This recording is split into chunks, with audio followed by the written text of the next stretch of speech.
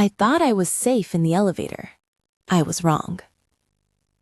The hotel lobby had been a marble sheet of glaring glass, too bright for the morning, like a stage set where you could see every imperfection. My palms hurt from the pastry boxes. The cardboard cut into my fingers the way a poor seam will at the wrong moment. I clutched them closer, balanced like a juggler who has not learned to drop anything. Braden was a shadow moving through the reflection, 5 steps too quick, a smile that never reached his eyes. He had always been good at pretending it was normal for him to own other people's time, their choices, even the shape of their words. I pushed the elevator button with my elbow and stepped inside. The doors sighed closed behind me, a small, wordless relief. The elevator hummed, a low, private sound, and for a sliver of a second I let myself believe I could vanish into that small, polished box. I set the pastry boxes on the metal floor and straightened, thumb whirring at a frayed seam on my apron. The smell of butter clung to me like a secret. Then Braden's shoes hit the marble. He was always impeccably dressed. His anger wore bespoke collars. He tapped once on the elevator's edge, and the doors opened a crack. I laughed then, too sharp, because what else does the trapped animal do but laugh? He slipped the gap, and the doors began to close with all the stubbornness of appointed routine.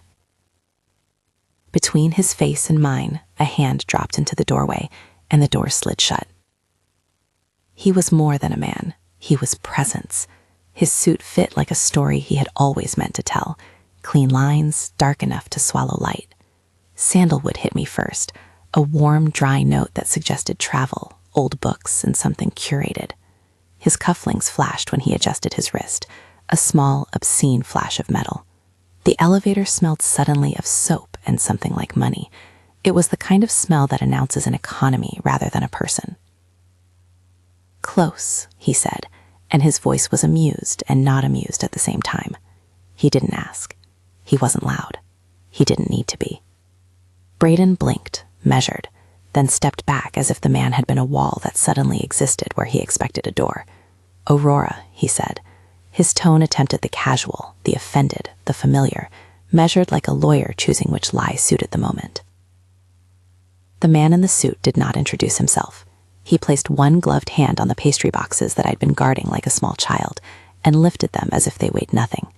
My stomach, which had been in the tight knot it gets when someone is about to demand your life back, unclenched a degree. The world reconstituted itself around the man who smelled of sandalwood and whose cufflinks caught the light like a private joke. "You should go," he told Braden. It wasn't a suggestion. Braden's smile faltered. He had always been the sort of person who collected other people's hesitations. "This was a mistake," he said. "You can take the next elevator," the man said, "or you can leave." Braden's jaw worked. The air in the elevator felt greener, like the inside of a lemon. He backed up, fingers brushing the marble, dignity sliding off him like a loose glove. Outside, the lobbies resumed their murmur, small talk, a concierge sliding a key across a counter, but none of that reached me. All I heard was the thudded beating behind my ribs and the tiny click of cuffs.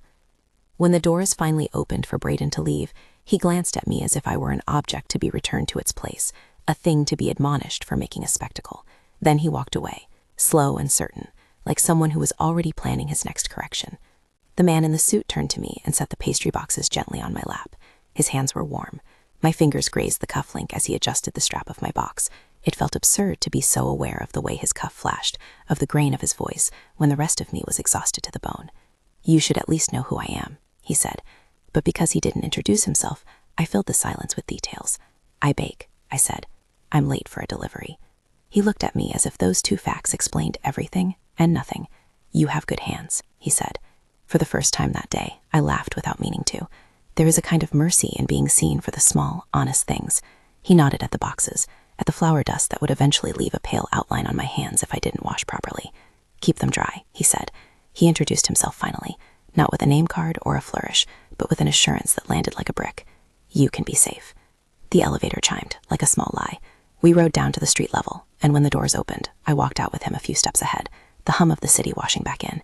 He didn't take my hand. He didn't need to. His silence was a kind of arrangement. He would provide the thing I lacked, space, and I would retain the thing I had, my own feet.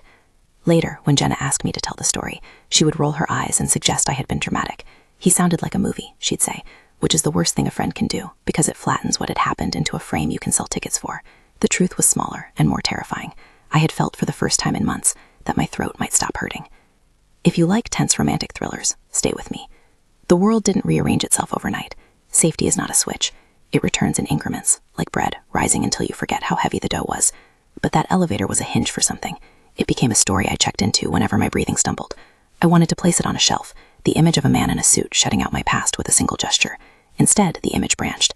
His name, Luca Rossi, arrived later, not as a courtesy, but as a footnote in the half-lucid research I could afford in between baking schedules.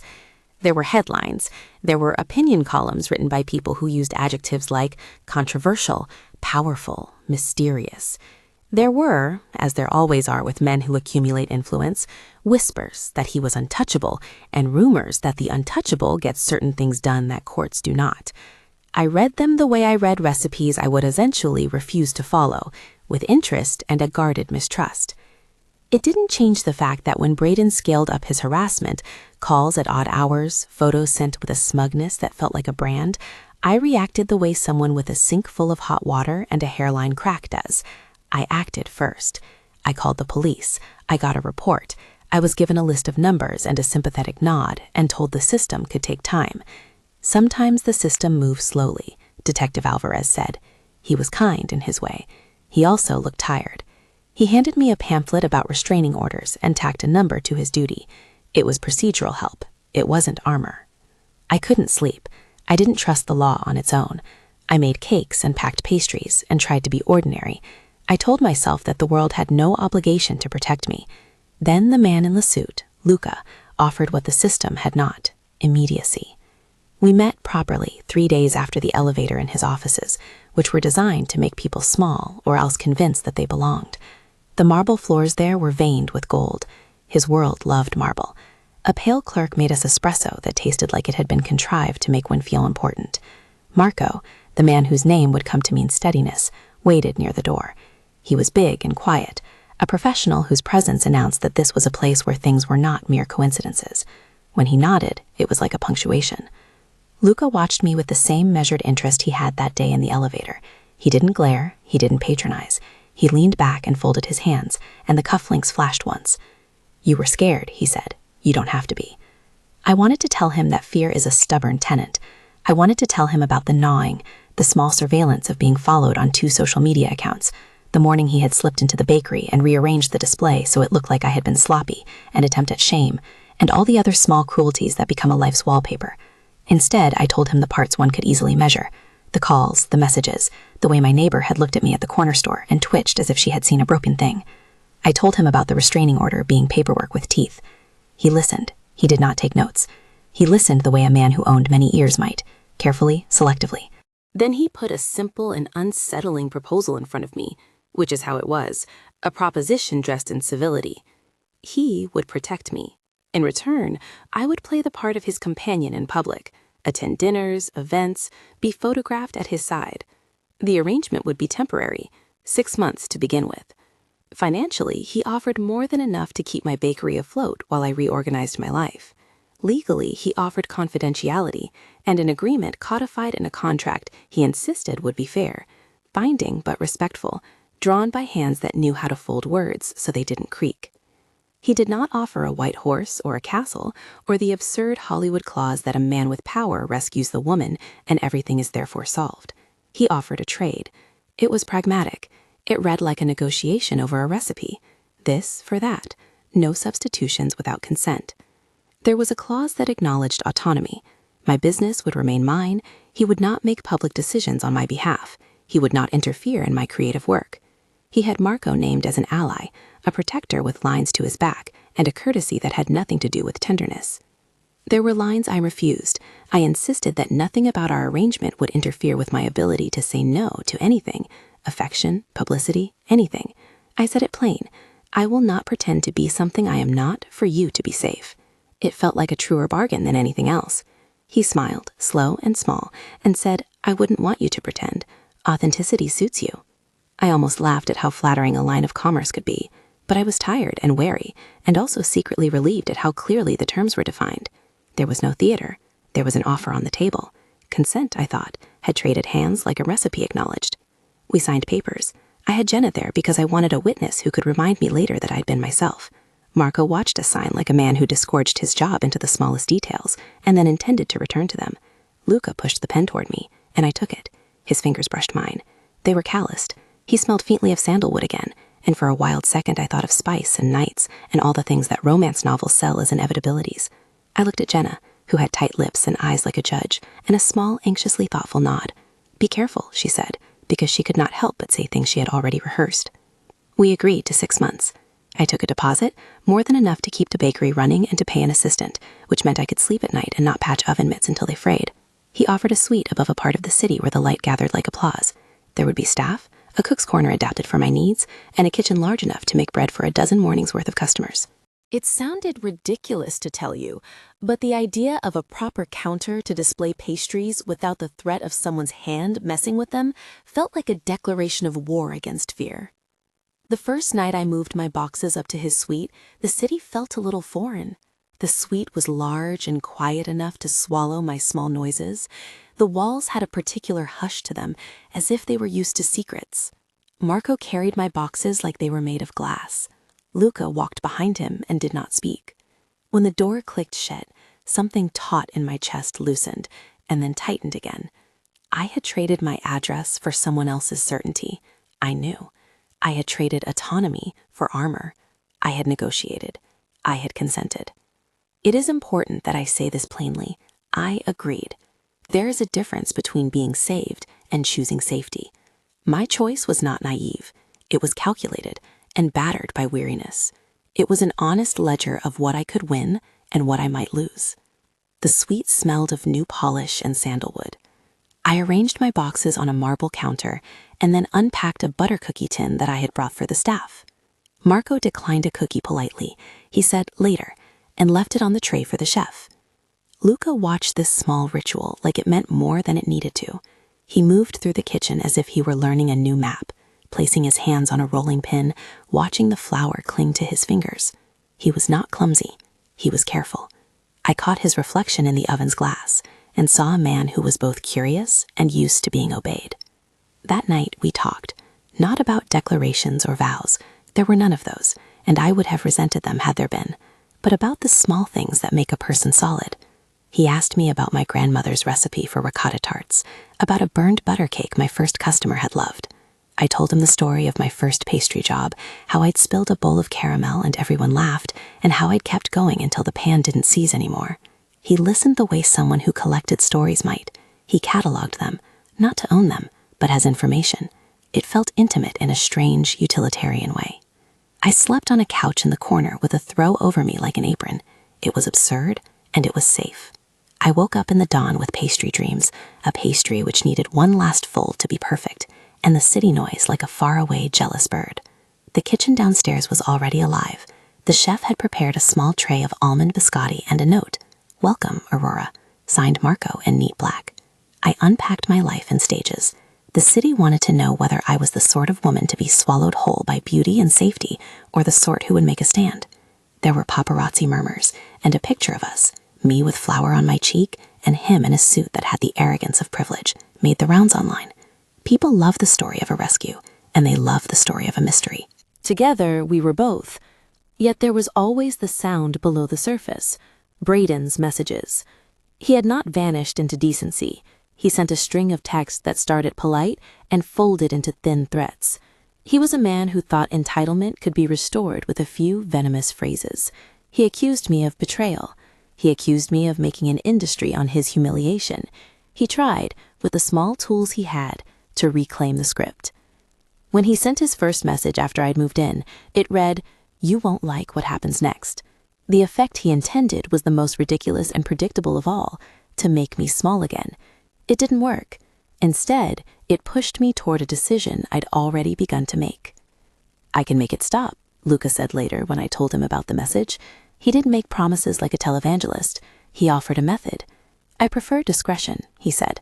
"It keeps the cost low and the dignity intact." Discretion was a word that had a price. It implied that there were lines you could cross and lines you could not. It implied contacts and conversations made in restaurants where menus were thick and the lighting obliging. It implied people like Marco who collected intelligence the way I collect recipes. It implied a network that could rearrange a summer afternoon into a child's birthday party or a back alley into a place where a man might learn the cost of trespass. I asked questions. I asked about legalities. I asked about the difference between what he called clean persuasion and illegality. He answered with partial truths. Some of his methods were outside the law. He told me that there were consequences for every action, that protection had a ledger. He was honest about the moral price. He told me plainly, there are things I do that will make me enemies. There are also things I do to ensure those enemies do not threaten people I care for. He told me this with an honesty that did not seek absolution. He never painted himself as a hero. He painted himself as a man who would take responsibility, publicly or privately, for certain outcomes, and who, for that responsibility, expected discretion and cooperation. That felt like a trap and an offer both. I wrote lists. I measured words the way I had once measured flour, by feel and the tendency to under or overdo. I wrote down what I would accept, a clear timeline, my business autonomy, a clause ensuring my freedom to leave, and an explicit assertion that my consent must be given to any public performance beyond the agreed parameters. I asked for a clause that guaranteed input into how my image was used. There were things he never tried to haggle over. There were concessions I made because practicality beat principle into a truce. Jenna hated the whole arrangement with the kind of visceral loathing reserved for bad pie. He's a problem, she said. She always loved the word problem for its ability to avoid naming. He's a man who will think he can own your gratitude like rent. I told her I didn't want gratitude from someone like that. I want it to breathe. And what happens when you can't breathe without wearing his jacket? She asked. What then? There are moments in life that feel like the hinge of a door before it opens. This was one of them. I opened the bakery with the cushion of his money and the indignation of my independence sheltered in cash. I hired a young assistant who smelled like citrus and who hadn't yet learned to be timid. I resumed my morning rituals, turned the oven on, weigh flour, fold butter until it sings, and the work anchored me. The customers came. They loved the tartlets. They loved the way the crust snapped and the ricotta melted into a small, honest sweetness. My hands remembered things muscle seldom forgets. Luca showed up at a few events. He always sat a little back, his cufflinks catching the light like punctuation. At the first gallery night where we arrived together, a quiet performance of two people who had chosen to be seen as one, there were flashes and polite applause, and the prick of being watched. I felt performative at edges. It is strange to sell a life that is your own. But I also felt a new sense of armor. People who saw us together mistook me for someone safe, and that, in the immediate term, kept Braden at bay. Not everything about living in a suite was a film-slick serenade. The scale of Luca's life was a new language. I learned to speak it on my terms. I set a corner of the kitchen aside for my own station. I insisted his staff learn the way I measured sugar. Marco, who had hands that could fix a hinge and a face that had learned to read small dangers, doubled as a buffer. He never overstepped. When Braden's messages escalated again, this time with a hint that he had followed me home once, Marco's jaw tightened. He did not promise revenge. He promised presence. You do not have to do this alone, he said, the way one says directions, brief, precise, meant to be followed. If there is a night you feel unsafe, call me. If you need to move, I will find a way. That was the kind of courtesy that felt like a gift. No salving speeches, no sweeping rom-com lines. The simple promise of muscle and attention. Days stacked into a rhythm. I moved between the bakery and the suite with a strange new stride. The city was a living thing with mouths. Sometimes those mouths whispered, and sometimes they praised. I learned to be seen without being swallowed. I learned to sign client slips with a flourish that said, "This is mine." And somewhere in the shadows of the order, I began to notice how Luca watched me when I moved through a room. Not possessively, not like a claim, but like someone who had invested in the smallest fragment of a life and refused to be casual about it. There were other things I noticed too. News clippings that suggested his reach, casual comments from wealthy clients that tried to make light of how he solved problems, a man at a gallery who whispered and winked as if sharing a secret. I read op-eds that discussed his philanthropy and his business acumen. I found comment sections that speculated in cruel loops. They called him many names, some admiring, some fearful. The ambiguity sat like a bruise. I could not deny the depth of the moral gray. When I asked him about the rumors, his answer was not evasive so much as elliptical. People tell stories about men they do not understand, he said. Some will try to fearmonger, others will try to canonize. Neither is helpful. He explained that power attracts inquiries and haters in equal measure. He did not deny that he had made enemies. He admitted, with the kind of quiet that suggested he expected cost for his choices, that consequences came with certain lines he chose to cross. He did not say he had crossed them for me. He said he had crossed them sometimes for people he chose to protect. He said that those choices had consequences for him too. People he had lost, nights he had not slept, debts of loyalty he could not repay without asking favors. I could easily manufacture a romance out of the way he talked about consequences and loyalty, but that would be dishonest. The truth is that I was drawn to his willingness to accept fallout for choices, and I was also wary of the kind of man who kept a tally of the things he'd done to feel powerful. There is a fine line, so thin as to be a hair, between someone who protects and someone who consumes. I kept watch over it like a baker checks a souffle. Consent always remained my compass. The nights when the city was quiet and our conversation turned soft, he asked if I wanted to be touched. He asked whether I wished to be alone. He asked when I wanted the staff to stand down. He framed everything as question rather than decree. It mattered. It was the small thing that told me how seriously he had taken the clause in our contract about autonomy. He did not assume. He asked.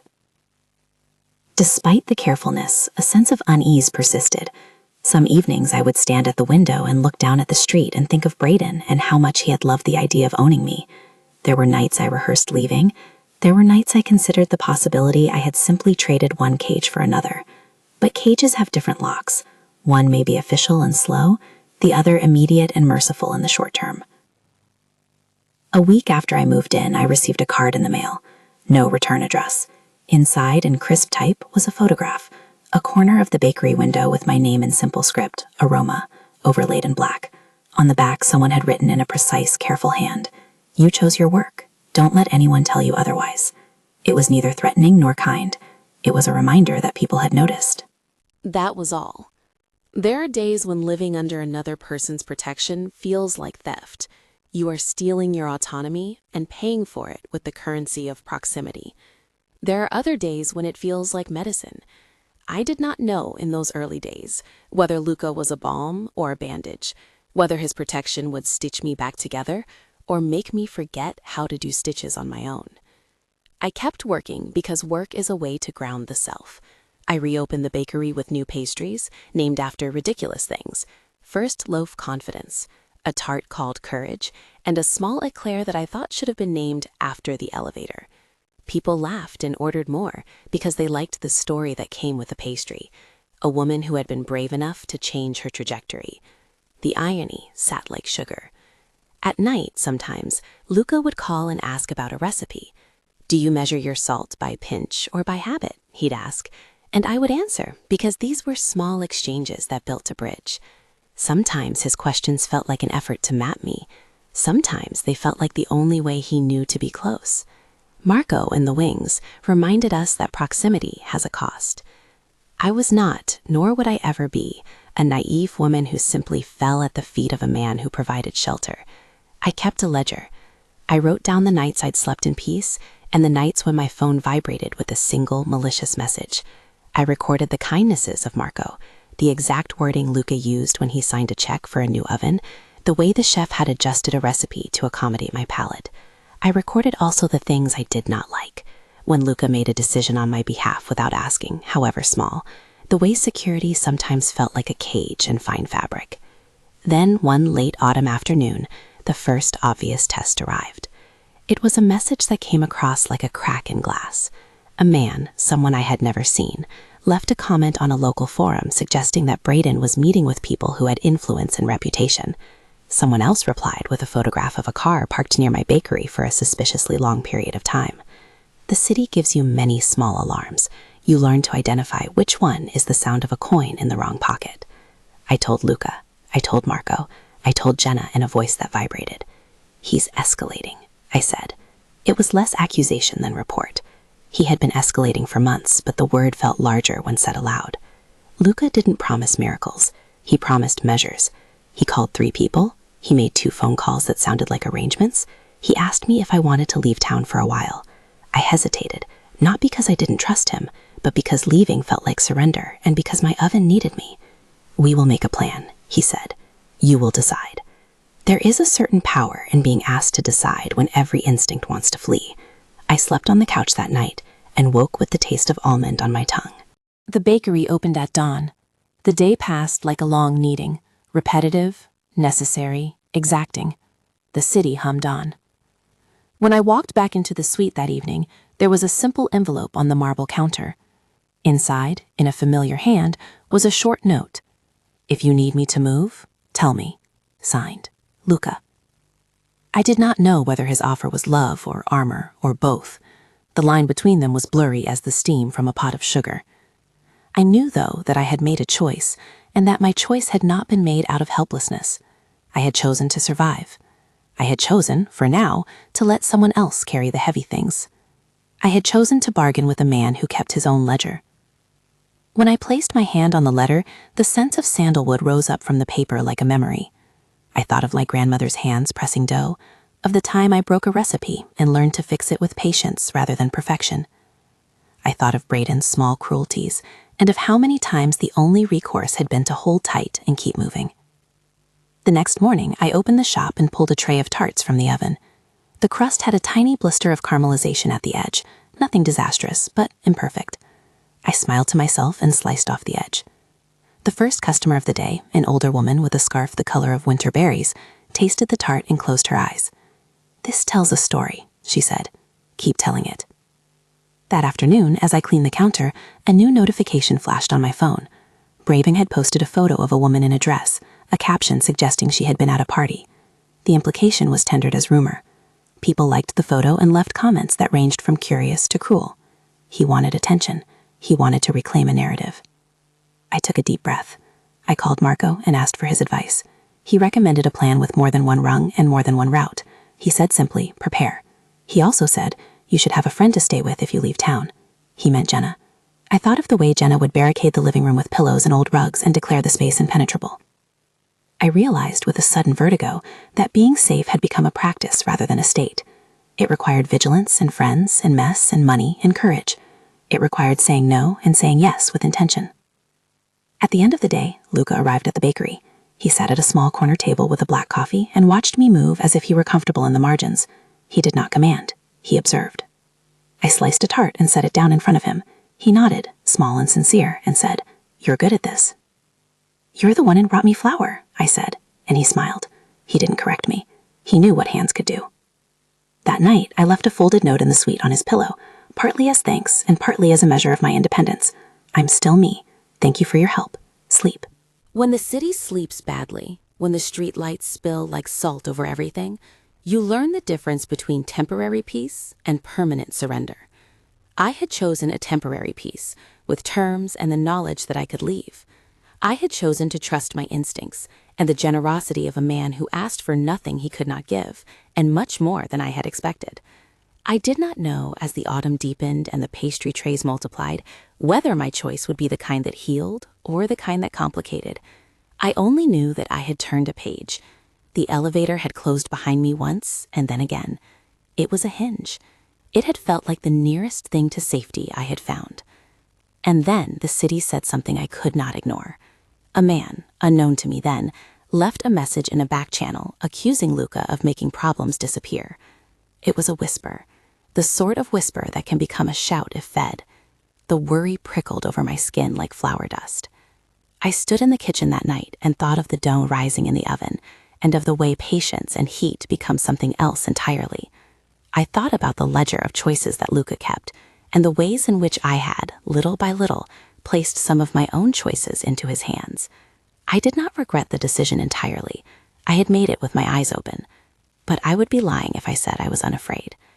The smoke alarm chirped in a distant suite, and the city kept its slow march.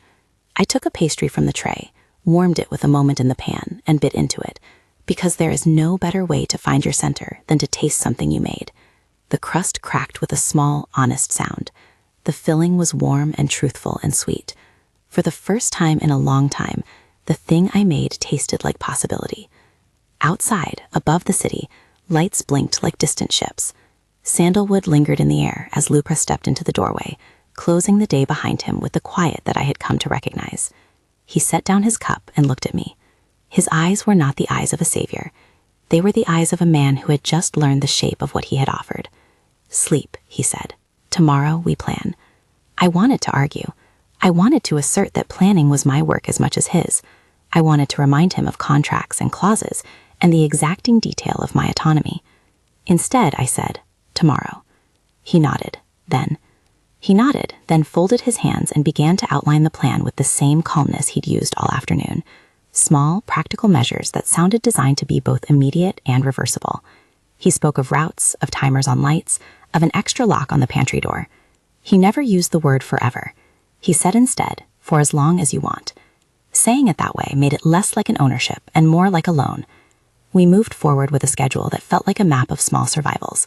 I kept baking. I kept counting the minutes between the oven's hiss and the bell above the shop door. The world didn't breathe differently because of a plan.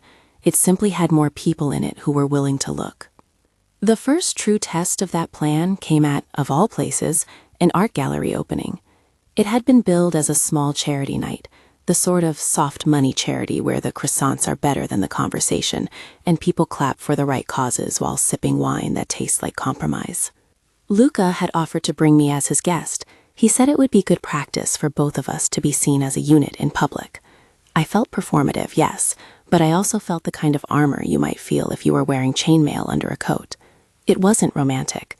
It was practical. The gallery was a block of glass and light that smelled faintly of oil paint and the expensive cologne that men like Luca wear as a kind of flag. I had changed into a navy dress that felt like a decision, and a stylist, an obliging woman with hands that had learned how to soften hard faces, had dusted my hair with something that made it catch the light just so. Marco had driven us and stood a polite distance away, like a silent punctuation mark. The night moved around us in polite crescendos, speeches, a small auction, a cluster of photographs on the wall that made people nod as if they understood suffering from a distance. Somewhere near the center of the room, a man I didn't know leaned into Luca and said something with a smile the size of a hedge. Luca nodded with the sort of economy that suggested the conversation was understood, but not important. I felt his hand at the small of my back as cameras popped and lights blinked like small interrogations. It was a public thing, us showing up together. People whispered the familiar lines, "So that's her," and "He's finally settled down." I listened to their voices the way one listens to radio static, distant and informative, but not part of one's blood. Midway through the evening, a slender man with the kind of charm that costs money slipped into the space near me and, with one effortless glance, made a joke that landed like a cold coin on my skin. His words threaded the usual, questions about appearances, about what I did for a living. I answered politely. Lucas stood there, cheekbones lit, and observed me with the same calm as always. The man smiled in a way that suggested he was testing boundaries. He was small time, it seemed, not much of a threat. People like him liked to see what ripple they could create in a pond they thought they owned. Later, as a program of speeches wrapped like a slow roll, I overheard the man on his phone outside, his voice small and tight. He said a name I didn't recognize, and then another. Victor. I felt a prickle along my arms, like the first flour dust before the dough comes together. Victor. The name slid between us like a small, cold thing. Luca's expression didn't change outwardly, but the tension in the room shifted in a way that tasted like lemon on the back of the tongue. Small things had a way of getting large very quickly in the orbit of men who collected influence. 2 days after the gallery, Marco called me at the bakery. The call itself should have been the type of small annoyance I could set down with a hand on the counter. Marco's voice, however, was taut. He said simply, "He's missing. Not someone, not a boy we heard about. He." Matteo was the boy who sometimes came in early to help me set out pastry trays. He was 17, a high school kid who liked to learn things with his hands and who folded tarts at my side like practice for something bigger than school. He was Marco's nephew. He had a habit of humming under his breath when he worked, and he loved cinnamon in his coffee when everyone else drank it black. He'd been helping for more than a month, earning a few hours of pay and a kind of apprenticeship that would, one day, buy him a better life. That morning, he'd not come in. I assumed at first that he was held up in class or had sleepwalked through an alarm.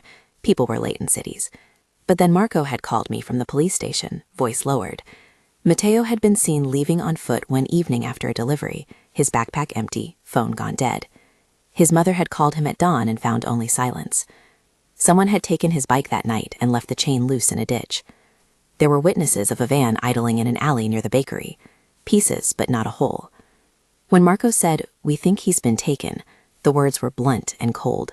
They felt like ice in my chest. I called Detective Alvarez. He listened and then came by with a patience that felt like the way you handle a sheet of fragile pastry, gentle but purposeful. He took notes. He promised to do what the force could do within procedure. I watched him move like a man trying to make a ladder from paper. Luca arrived at the bakery around noon, and he didn't speak as we sat together in a small back room where flour dust hung in the light like ghosts. He looked like a man who'd been punched in private and wasn't interested in theatrics. "Tell me everything you know," he said, and he meant it. He didn't ask if he could help. He just started doing it. We coordinated with the police. Marco, huskily practical, was a map of possible places Mateo might have been taken. Luca moved the way water moves around a rock. He spoke to a few men who knew how to find things quickly. He did it quietly. He called people I did not know and told them a name and a face. He bought time with words and with money, I'm sure, but he also placed a different currency on the table: expectation. He told people that if Mateo came home hurt, there would be a reckoning. He didn't sound like a threat as much as a ledger being opened. I insisted the police not be cut out. I insisted that whatever Luca planned be done in cooperation with Detective Alvarez, because I did not want a gray area where my choices could be used as justification for harm. Detective Alvarez, to his credit, accepted that. There were arguments, small, tense conversations about jurisdiction and the way that sometimes the law moves like winter. In the end, it was an uneasy partnership. A whisper to an old contact here, a legal raid there, Luca ordering things behind the curtain, and Detective Alvarez authorizing arrests where he could. On the third night, a note arrived at the bakery. No return address, a single phone number, and a demand. Luca must leave the city for 72 hours, or Mateo's family would never see him again. They left no other instructions, but included a photograph of a hand holding a blue backpack and recognized. I folded over the paper and felt all the air leave the room. Mateo's mother cried in the corner like a sound that would not fit the shop. Braden's name flickered at the edge of my memory like bad news, but this product, this kidnapping, felt different. It felt orchestrated by someone used to getting the attention they needed to be heard. Luca did not argue in the moment. He read the note once and then folded it with the kind of economy that suggested he was already making decisions. "I will not disappear," he said finally, "not for blackmail." His jaw worked as though he had a physical fight in front of him, "but I will do what is necessary to bring him back." He asked me quietly if I wanted to go somewhere for a while. "With Jenna," he added, "if you prefer." The implication was not a command. He offered options. Again, the difference between coercion and consent. I thought of the way Mateo had learned how to press dough just so, the way he had wiped counters and trailed flour on his sleeves as if it were metal ribbons. I thought of the way Marco's mouth had set when he told us about the missing bike. I thought of Mateo's mother and how tiny she looked in my shop, hinge of her body folded around grief. "I want to help bring him back," I said. Luca's face softened in a way that made it easy to forget the ledger he kept. He asked me, then and there, if I understood the risks. He was honest. Things could get murky. There might be things I would see. He would have to do things that left signatures on him. He tried to be as truthful as a man with options could be. He asked if I wanted to be shielded from those parts, to be moved to safety while he worked. I thought of Mateo's mother alone at the sink, and then of the way I had watched him fold tarts that morning, the tiny laugh he made when he got flour in his hair. My intuition didn't let me sleep that night anyway, so I chose differently. "No," I said, "I don't want to be moved. I want to be where he might need me." Luca's eyes closed for a beat, and when they opened, he nodded. "Then you'll have to be careful," he said. "And you'll have to trust Detective Alvarez." So we worked. There were phone calls at odd hours, a satellite of messages exchanged in hushed tones. Marco and Luca used their networks, and Detective Alvarez filed the necessary paperwork and organized a team that could operate quickly once we had a location. There were 2 nights where nothing happened, and one where every minute felt like a minute of sand. We got a lead. Someone had seen a van pull into a disused warehouse on the river, and we moved. When it came time to act, it wasn't cinematic. There was no sweeping trumpet. There was a coordinated, careful approach, a police escort that came with Luca's inside information, a small team with masks and tools, Marco positioned to control doors. Luca stood near the periphery with his hands in his pockets, like a man waiting for his portion of blame. The warehouse smelled of oil and fear. I waited in a car with Jenna and the chef from my bakery, companions who had become an unlikely covenant. They found Matteo in a back room, dazed, hungry, but alive. The captors were frightened men with more courage than skill. They surrendered when the law arrived and when Luca's shadow fell over them. Matteo's mother held him for a long time, as if she feared he might unravel under the squeeze. Marco's hands trembled. Detective Alvarez walked from room to room counting evidence. The world, in those small moments, looked like it might stitch itself. But things had a cost. The operation forced the hand of people who had preferred to be anonymous. A contact Luca had trusted had been beaten and left in a hospital outside the city. No part of the act was clean. There were men who disappeared afterward, men with the kind of names that make newspaper lines and leave families in whisper. Detective Alvarez told us later that many of the people involved would be processed according to law, while others would vanish into jurisdictional complexities that did not make good press. He used the phrase moral complexity in a way that left the room smelling faintly of smoke. Luca did not celebrate. He simply stood in the doorway as Matteo's mother hugged her son and watched as a small life recommenced. Later, he and I sat in the bakery's back room while the ovens cooled and the staff pulled down rolling racks. He placed his hand on mine and said quietly, "I didn't like what I had to do." "You didn't tell me everything," I said. It wasn't accusation, it was observation. The ledger of his life had a column I could not read. "No," he admitted, "I didn't.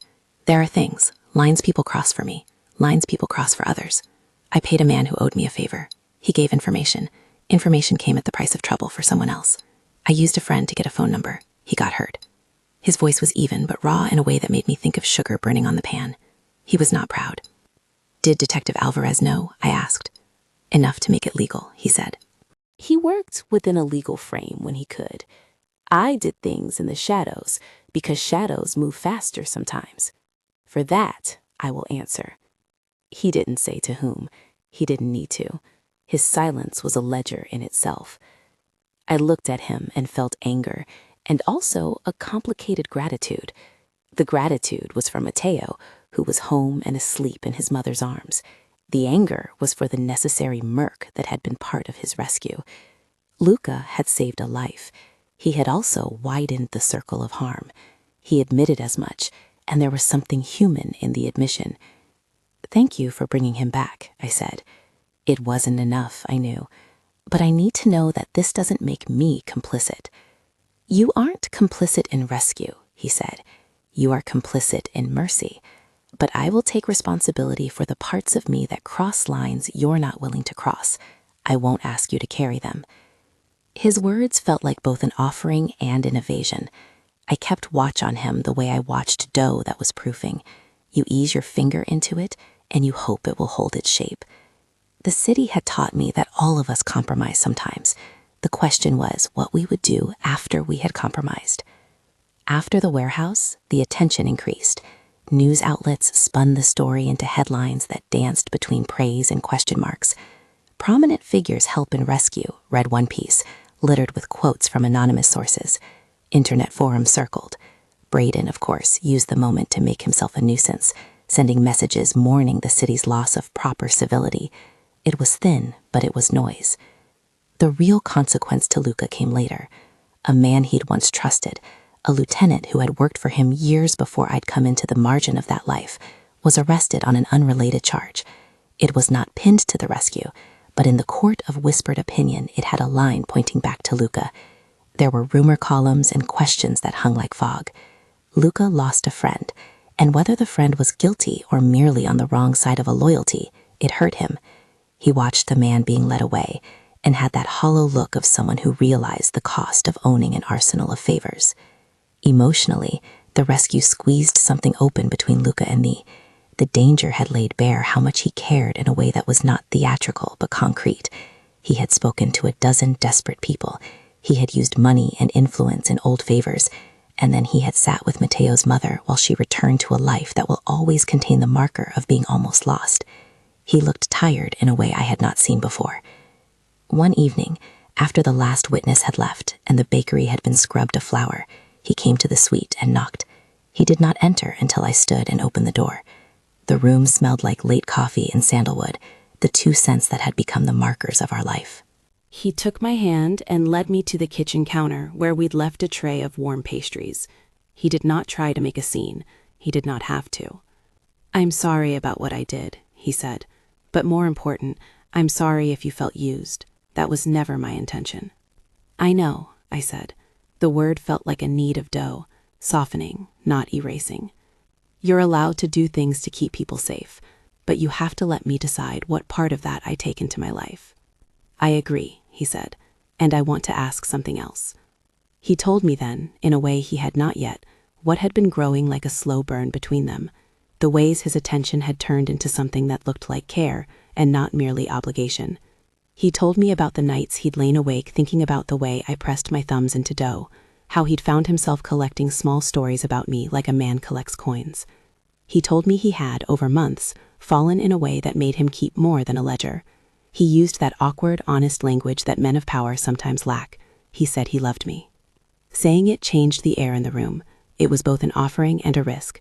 I looked at him, at the cufflink catching the light, at the lines around his eyes that had begun to map his private wars, and I thought of all the ways he'd offered me armor. I also thought of all the ways armor weighs. "I love you too," I said, and I said it not because I needed someone to rescue me anymore, but because the way he had looked after the people I loved had become a part of my life I did not want to give up. But not because you saved me, because you asked me to be here as an equal. He breathed out in relief. He kissed me then, in a way that asked permission and received it. We moved forward slowly. We moved forward with questions and with the awareness that his world would never be simply safe for me. There would be costs. There would be nights when his decisions would be clouded by the tools he had to use. But we made promises in that kitchen, both practical and personal, that he would tell me when something he planned might cross a line I'd set, that I would tell him if I felt unsafe in his presence, that we would consult Detective Alvarez if things moved towards illegality. Consent had been a contract between us since day one, but now it became language for intimacy as well. We discovered new rhythms, the way he asked before touching, the way I told him when I needed room, the way we both laughed at small things because laughter is an antidote to dread. We kept our boundaries. We kept the ledger. We wrote new entries. Months later, when the city had mostly forgotten the warehouse and Mateo had returned to school, the rival, Victor, reappeared in a different form. He wasn't someone who liked to take a direct swing anymore. He preferred to unsettle. He began a whisper campaign that pushed at our edges, a smear that suggested Luca's involvement in things he hadn't been proved guilty of: financial manipulations, intimidation, favors traded like holiday cards. The press liked the salacious angle. The papers printed pieces that picked at the scabs of rumors. We weathered it the way bakers wait for dough to rise, patient, methodical, certain that time would clarify what was dough and what was rot. My bakery became, for me, a sanctuary. I opened my doors every morning and met the city with flour on my hands and a small stubbornness. I grew the business slowly. The cushion Luca had given allowed me to hire an assistant who could eventually become a manager when I wanted to take nights off. I taught Mateo a few new tarts on slow afternoons, careful to coax technique the way one teaches a child to tie shoes. The relationship with Luca, meanwhile, evolved. Our public partnership, the arrangement that had begun as protection, blurred into something both tender and complicated.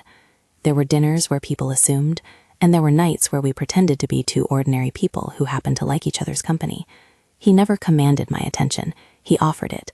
We created a small intimacy that had rules and exceptions, words and margins. The crisis that would test us in the deepest places came out of that murk. Victor, evidently unsatisfied with whispers, crossed the line he had been circling toward for months.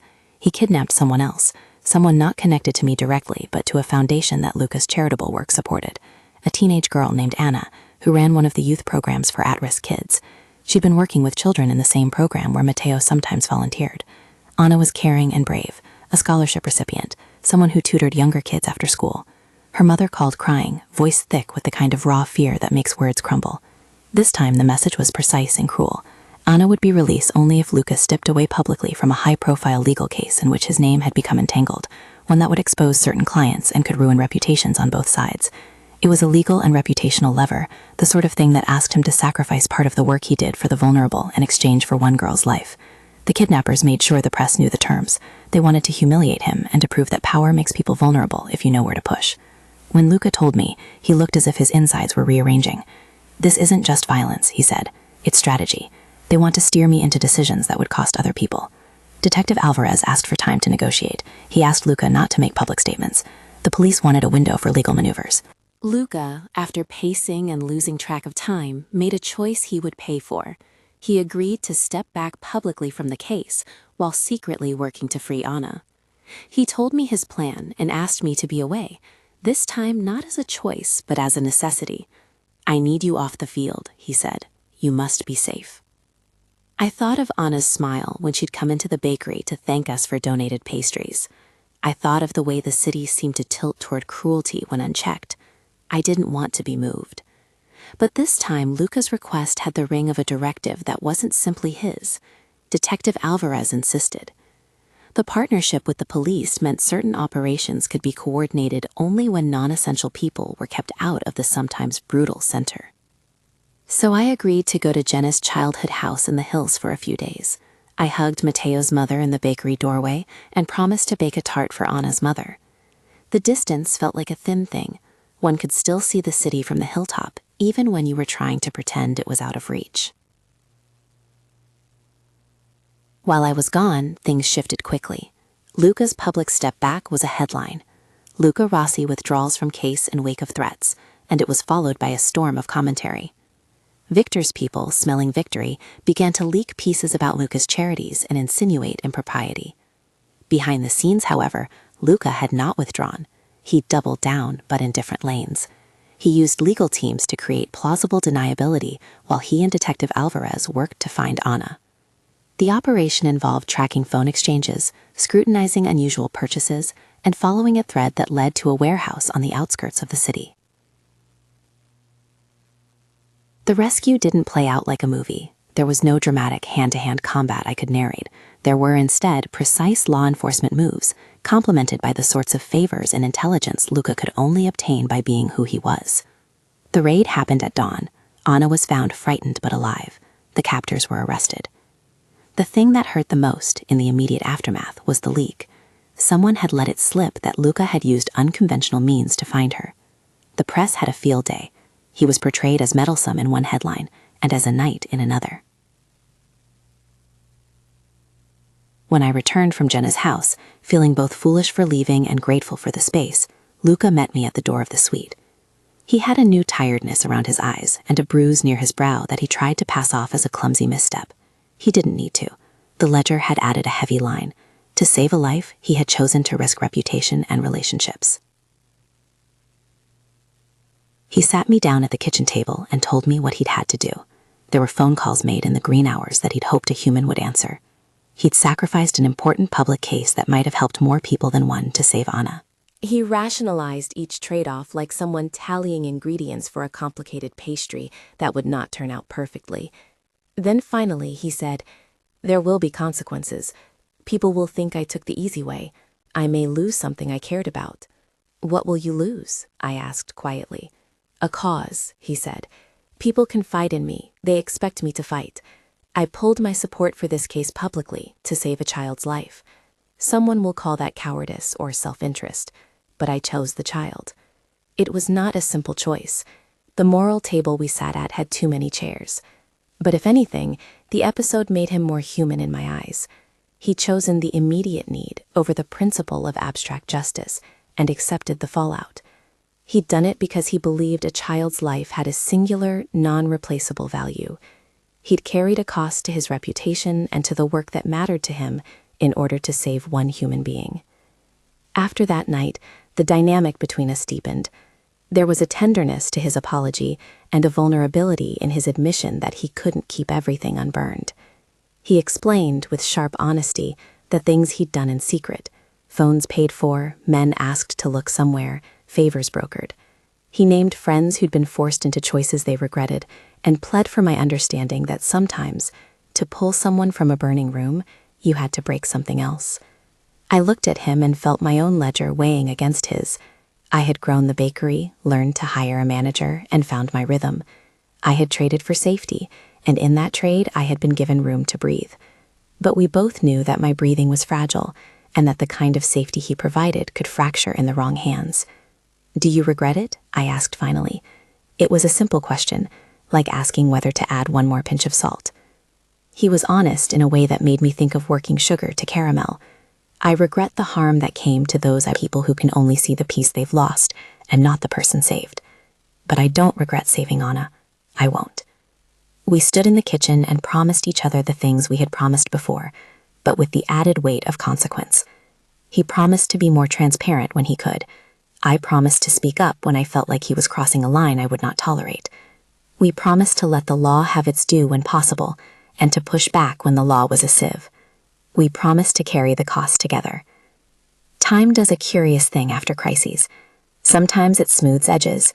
Sometimes it reveals new ones. In the months that followed, our relationship settled into a shape I had not expected. There were still nights when the city hummed with rumor, but there were also mornings when I stood at a counter and watched a woman close her eyes as she tasted my tart and said, "This is joy." The bakery grew in ways that felt real. People returned to their habits. Mateo eventually got a job at another shop, learning lines of pastry he liked to call pockets of flavor. Anna returned to school with a guarded smile and a new fear that dulled with the passing months. There were rituals we invented: Sunday morning bread, a small battle over whether to use butter or olive oil in a roast, the way we argued playfully about which of my tarts deserved a name. We invited friends to the suite sometimes and kept the staff as part of our small ecosystem. Marco was always near, part protector, part family. Detective Alvarez checked in with us occasionally with a sort of professional courtesy that had become, in time, a real friendship. Eventually, after 2 years of careful living inside and outside the public eye, Luca asked me to marry him. The proposal was unadorned and private. He didn't get down on a knee in a public plaza. He handed me a small card with the simplest question typed cleanly and directly. "Will you marry me?" it said. He gave me time to answer. I thought of our ledger and the heavy lines that had gathered there. I thought of Mateo folding tarts, and of Anna returning to class, and of Mateo's mother. People who had been saved, people who would need both our help and the distance to grow their own lives. I said yes because I wanted to. I said yes because he had learned to make his offers with permission rather than decree. I said yes because I had found in him someone who could love me in a way that respected my hands. It was not a surrender, but an agreement. We had a small wedding, the kind that didn't rent out hotel ballrooms or require op-eds. Jenna baked a cake with the sort of offbeat bravado she reserved for things she loved, and Marco stood at our side with a grin that softened his sternness.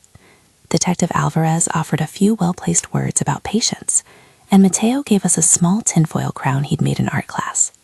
There were flowers that smelled faintly of the city after rain, and tarts left over on plates. It was ordinary in the best sense. After the wedding, life didn't become film slick or effortless.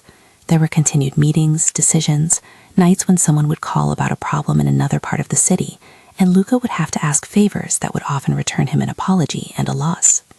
We wrote a contract for the bakery that honored my ownership, my names on tax forms and in the press releases. Luca insisted on it. He told anyone who asked that there was no narrative worth trading on if it erased the work I had done.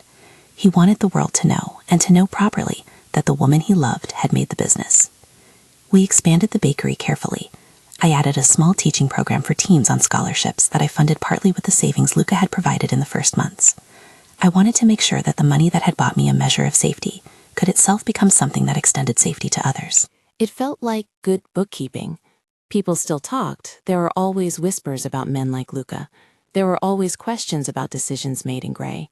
But the city is larger than a few voices, and there are customers who said, "Aurora's tarts saved me from a bad day," and there are parents who thanked us for apprenticeship spots. Those things mattered. On an ordinary Thursday morning, the kind of day where the light in the bakery warms the backs of customers and the oven hisses like a neighbor, I arranged the pastry display with the care of someone who knows their own hands.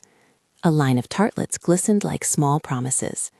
A young woman I'd hired had learned how to seal the crust just as I taught her. I watched her hands and felt something like pride, hot and soft the way butter melts into flour. Luca came in during the early hours, before his meetings. He liked to see me at work sometimes, and he stood just inside the doorway. He didn't come in like someone announcing ownership. He watched like a person admiring a painting. The smell of coffee mingled with sandalwood, and the air felt like a place I had earned by making things with my hands. He slid in behind me and put his hands in his pockets. "You own the place," he said. "I do," I answered. My voice sounded like the oven's hum. He reached forward and brushed a fleck of flour from my cheek, a gesture that had the intimacy of someone who had learned to care without taking. "You did all the work," he said. "And I've been terrible at not swallowing you whole, but I will keep trying." "You already tried and failed sometimes," I joked. "It's part of the package." We laughed like people who have survived the weather. Then he bent down and kissed my forehead. "I know you are not the person who needs to be saved," he said, "but if you ever need someone who will stand in that gap with you, I will." I smiled at him then because there is a sweetness to being seen fully. "And if I need someone to carry heavy boxes, I'll ask Marco," I said. We both knew that protection sometimes requires muscle, sometimes requires the kind of moral murk that keeps reputations and bodies safe. We had accepted those measures with conditions. We had requited them with clarity. We had not glamorized the acts. We had counted the cost. Years later, on a morning when the street smelled of rain, and the light lay like a promise across the marble of our new display case, Detective Alvarez stopped by. He took a tart and told me with a small expression that held both weariness and hope that justice is often a slow thing, but that when people act with conscience, law can catch up. We talked about the past with the sober distance of people who had been tested. His words were both warning and benediction. He had done his part, and we had done ours. The system had been imperfect, but it had mattered. Life moved forward with the quiet insistence of a loaf rising. Mateo eventually became a full-time apprentice at his shop, where he learned not only to bake, but to count and to dream small dreams. Anna returned to school and later worked with a nonprofit to keep kids in safe programs. We helped fund one of her initial scholarships. Marco retired from being a man who stood at doorways and began to carve birdhouses in the garden behind his small apartment, his hands no longer needing to be tense every hour. Jenna found a partner who loved the offbeat kindness in her recipes. We held a small anniversary party at the bakery where people laughed about the early days, about the elevator that had started it all, the image of a man in a suit closing doors and a woman clutching boxes of pastry until her knuckles whitened. On the eve of our 5th year together, I wrapped a small box of crumbs and cookies for an elderly customer who loved to read in the morning. He asked me, as an old man will ask, whether I ever regretted the way things had started. I thought of the marble and the hum of the elevator, of cufflinks flashing and the smell of sandalwood. I thought of the ledger and the lines I'd had to write across it. I thought of Mateo and Anna and the men who'd been hurt to get them home. I thought of Luca standing in my doorway the night he first said he'd make things disappear, and how he had become someone who made them reappear, sometimes in ways that required repair. "I don't regret wanting to be safe," I told him. "I don't regret choosing how to be safe. I regret the cost sometimes, but I don't regret learning to live." Sometimes, late at night, after a long day kneading and counting and instructing, Luca and I would sit with a small plate of pastries and talk about the shape of things. He would ask what the next expansion of the bakery should be, what recipes I'd like to teach, and whether I wanted to open a small school. I would list ideas in the way bakers list ingredients, and he would nod, and with money and a will to protect, sometimes make small things happen. He never took credit for the dough that rose. He would sometimes say with the old habitual economy, I liked telling people I met that I had a baker at home. I would smile and push him from the counter like an old friend. We married quietly and kept our vows practical as well as tender, to speak candidly when we were afraid, to protect when we could, and to keep the bakery mine. He allowed my name on everything that mattered. The city kept whispering. Rumors never die. They just move from mouths to screens. We chose to meet them with transparency where possible, and with silence where necessary. We were never naive about the gray. On a small, rainy morning, years after that first elevator, I carried a tray of pastry boxes to the charity fair where I taught a dough workshop for kids. The sugar on the crust glinted like small metals, and my hands moved with the memory of practice. I had learned to be brave in increments. I had learned that safety could be bought in different currencies: money, promises, or stubbornness. I had learned to ask for what I needed, to walk away when I needed to, and to accept affection only when it came with the right kind of consent. When the volunteer coordinator thanked me for showing up, a woman in a raincoat asked about the story behind my bakery. I told it like I always told it, about the elevator and the man in the suit and the choices that followed. I didn't make heroes out of anyone. I didn't give villains only black clothes. I told it like a recipe might be told. Ingredients measured, warnings given, the method explained so someone else could learn. As I turned back to the table, Luca stood at the edge of the fair with Marco by his side and Jenna tucked in near the tent. Sandalwood and coffee and the slightly damp smell of rain mixed around him like a private flag. He caught my eye and tipped his head in a small wave. I held up a tartlet like a toast. There is a moment, sometimes, when you close the door on being a person someone else saved and step into being someone who has been loved enough to keep her own hands. That is the place I stood, with pastry dust on my apron and the smell of the city in my hair, my name on the shop front, and a life made by choices that were mine. If this story reached you and you loved it, there's a whole playlist of tense romantic tales waiting. Stay tuned and find the next one.